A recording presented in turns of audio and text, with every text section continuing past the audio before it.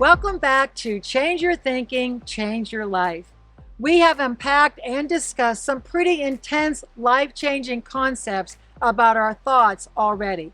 So let's tie all these 5 points together with a pretty bow that I hope will drive this home in such a way that will catapult you to the life you desire and are meant to live. The truth is that because few people control their thinking, they fail to control their lives. It is pretty easy for us to identify physical flabbiness. You know, that thing that hangs on the wall that we stand in front of and can either be our friend or foe. Yes, the mirror. And well, it doesn't lie. We have so much help out there to help us change our body flabbiness, not just surface help, but get to the root and make on-purpose changes in our diet and activity. But when we decide to be thin, we make changes, but they very rarely last. Yet, when we decide to be healthy, the changes last because our thinking changed. As I have stated in my first series, 10 questions we ask ourselves as leaders, I am a woman of faith. So bear with me as I remember the day when I changed my thinking from being thin to being healthy. You see, I had read what Paul was inspired to write to the Corinthian church in 1 Corinthians chapter 3, verse 16. My body is the temple of God. See, I realized then that the importance of being healthy. What Paul then wrote also to the Romans in chapter 12, verse 1, it made more sense and actually solidified it in my thinking. He said this, "Therefore I urge you, brethren, by the mercies of God, to present your bodies a living and holy sacrifice acceptable to God, which is your spiritual service of worship." So I changed my thinking and thus changed my life. So what about being able to recognize mental flabbiness? This is a bit more challenging.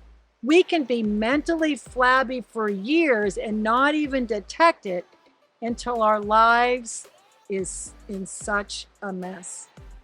I like what Gordon MacDonald says about this mental flabbiness.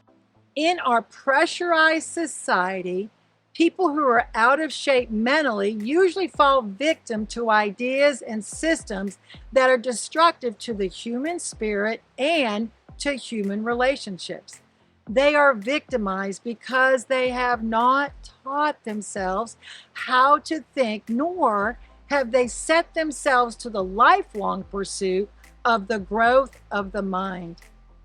Not having the facility of a strong mind, they grow dependent upon the thoughts and opinions of others.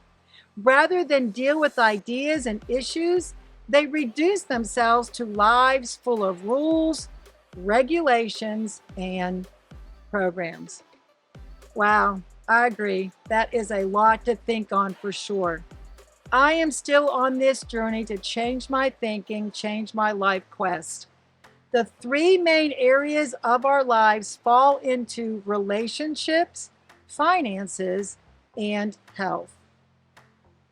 As I take a personal inventory of my own life in these 3 areas, I would have to say at this point, relationships need the most work to change my thinking because relationships are ever evolving. Yet I am hopeful because John Maxwell says, thinking changes, but principles do not.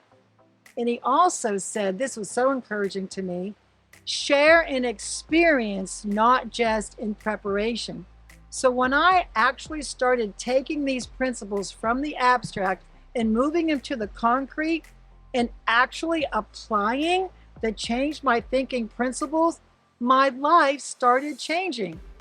To be very transparent in my ongoing Christian faith journey, when my thinking really changed, though, was when I read and believed to be true what Paul wrote to the Corinthians in 1 Corinthians chapter 2, verse 11, and then in 16. For who among men knows the thoughts of a man except the spirit of the man which is in him? Even so, the thoughts of God no one knows except the Spirit of God. And for who has known the mind of the Lord that he will instruct him? But we have the mind of Christ. In closing, I want to share two quotes from two different men on sustained thinking. Rolf Smith said in his book, 7 Levels of Change, sustained thinking produces changed life. Then Voltaire said, no problem can withstand the assault of sustained thinking. Yes, our thinking is a constant battle worthy to engage in the fight. We may go through different seasons, which will always produce a new battle over our thinking, yet the principle remains. Change your thinking, change your life. Well, this is Leading Intentionally with Diana. Until next time, let's remember that we all as leaders are on a quest of continually learning to first add value to ourselves, so we are always ready to add value to others.